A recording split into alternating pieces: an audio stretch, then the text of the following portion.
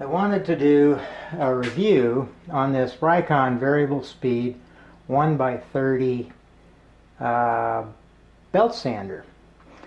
And I was doing a lot of research on this before I bought it, and I could only find one review really online on the YouTube about it.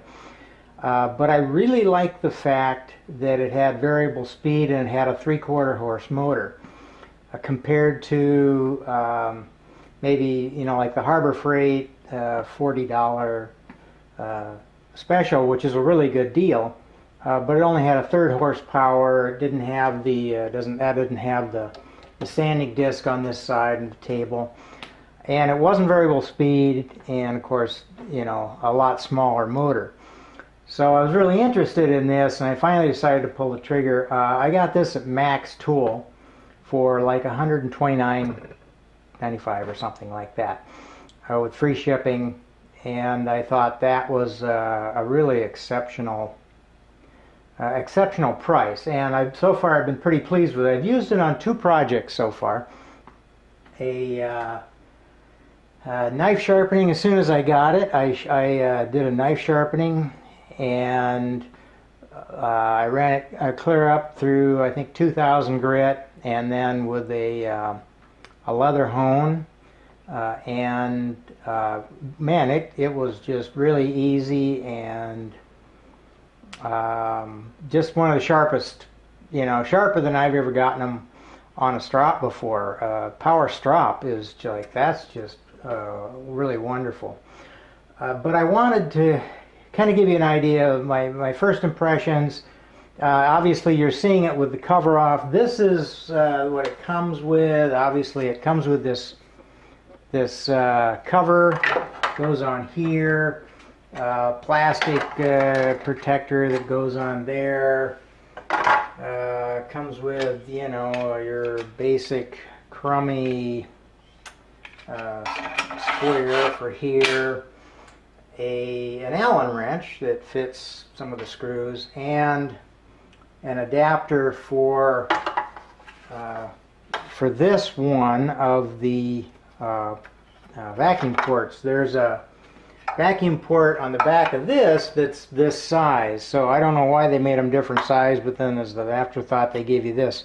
Funny thing is, I don't have anything that fits this, and I do have hoses that'll fit that, so kind of interesting. You may have to play around with that. I used this when I did my second project, which was sanding of some handles that I made, and I did quite a bit of work on it in shaping, and I liked the size for that.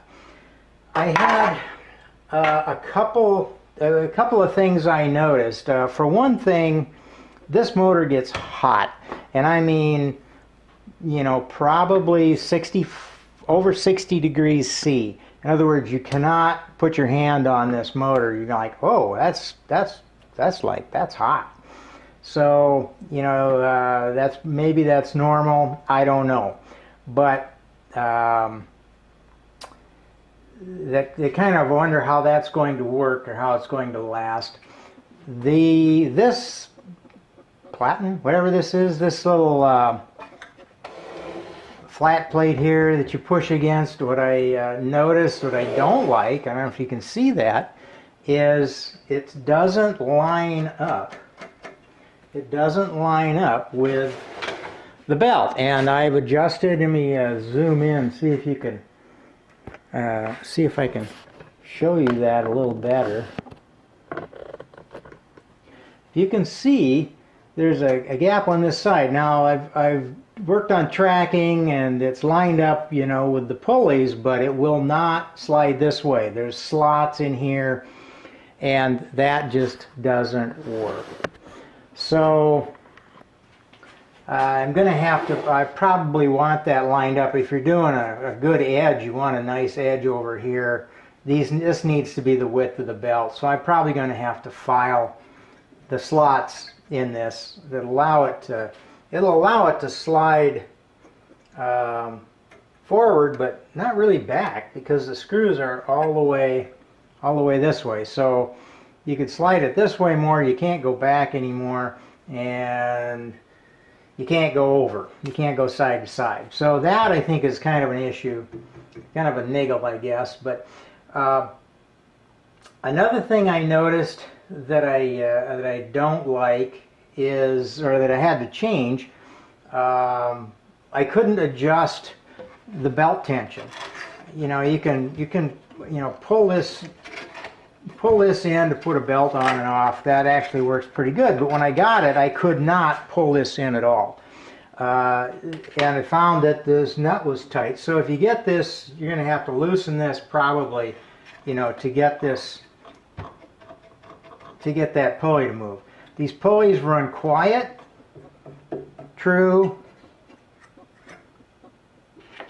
which is really nice.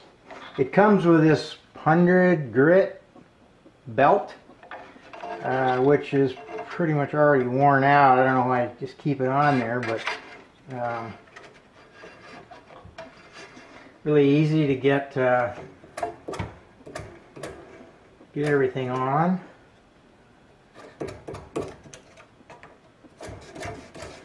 Now it seems to tracking seems to be a little off. Well, we'll start it up and do the work on, see if we can, I can actually turn this now. The tracking was really stiff at first.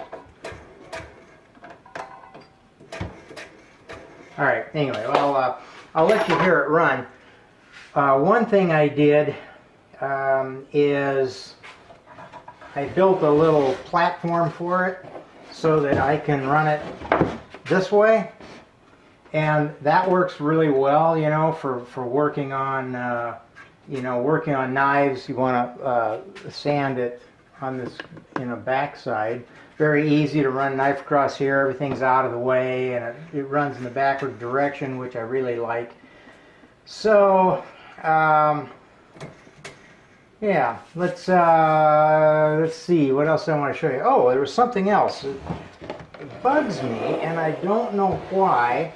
But static electricity, holy cow. I didn't notice it really when I was sharpening knives, but when I was sharpening wood, I'd go to turn it off and I'd get a shock that would just snap, and it was static charge. You know, there's no, with it running you could touch it and you're not going to get any electrical shock, but boy, you got a static charge. The plug is a 3-prong. I don't know why that is. I've never had that issue with my my 4x36 sander, a really old one, but for some reason this one I get a static charge. So that's pretty weird. But let me plug it in, at least let you hear it run. I'm not going to do anything important with it.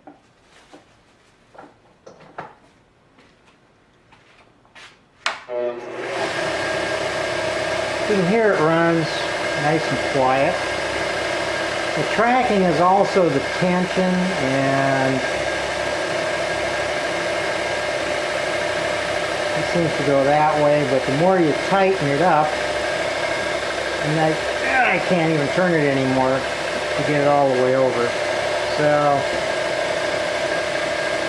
and now it's not running on there quite the same. So there's a little bit of variation there. But it's really very quiet.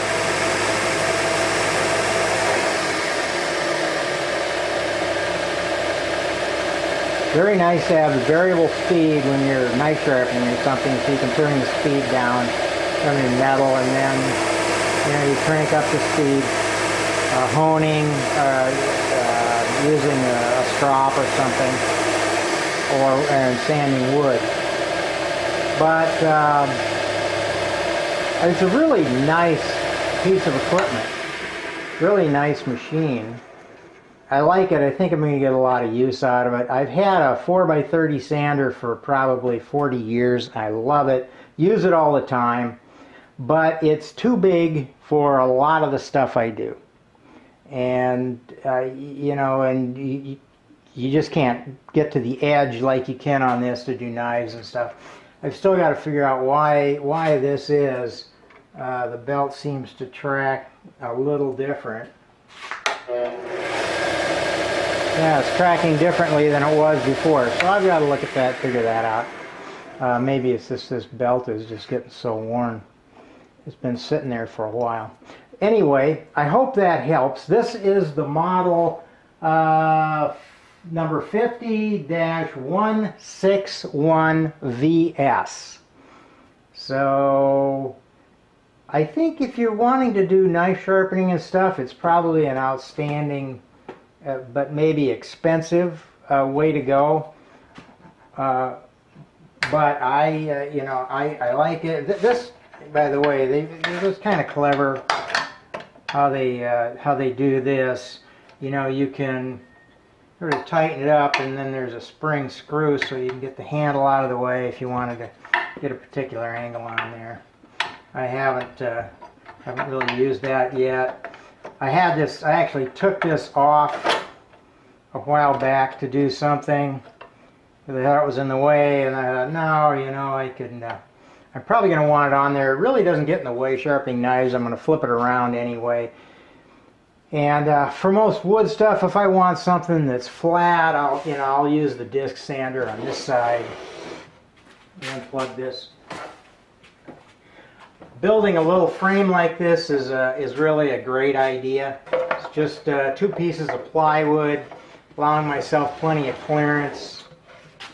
And when I lay it back, you know, if I wanted to, you know, I could always prop something under it to tilt to an angle that I want. So maybe I want this at 12.5 degrees or something, and I could just, you know, slide something under it until I got what I wanted.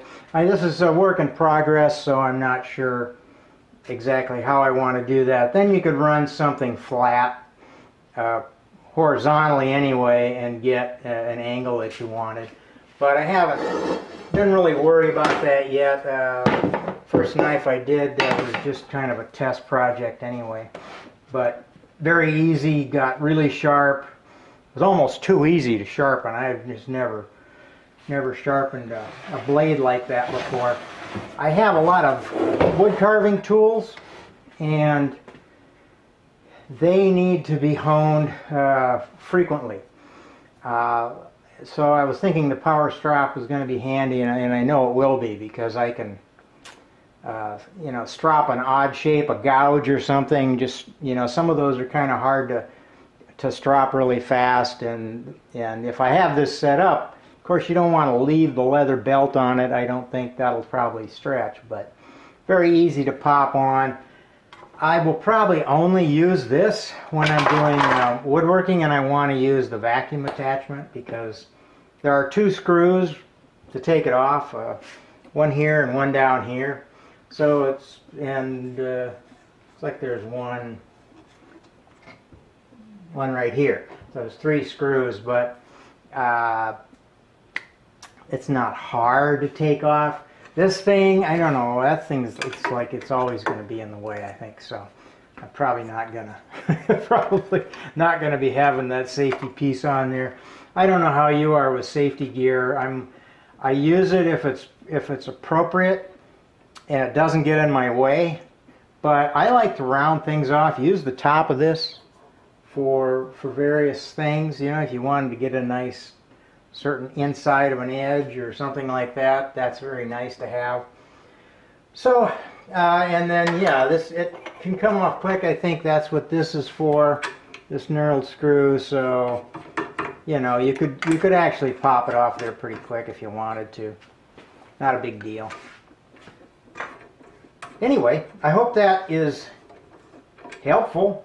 And, you know, there's cheapest price online was Max Tool and their affiliate. I can't remember what the name of that is, but they were both the same price. So, yeah, 130 bucks, over 3 times the price probably of the cheap Harbor Freight one, but a lot more of a tool, and I think it will last a long time. Gotta figure out what that static discharge is. That kind of bugs me, but it's not that bad. You're like, oh, you know, when you shut it off.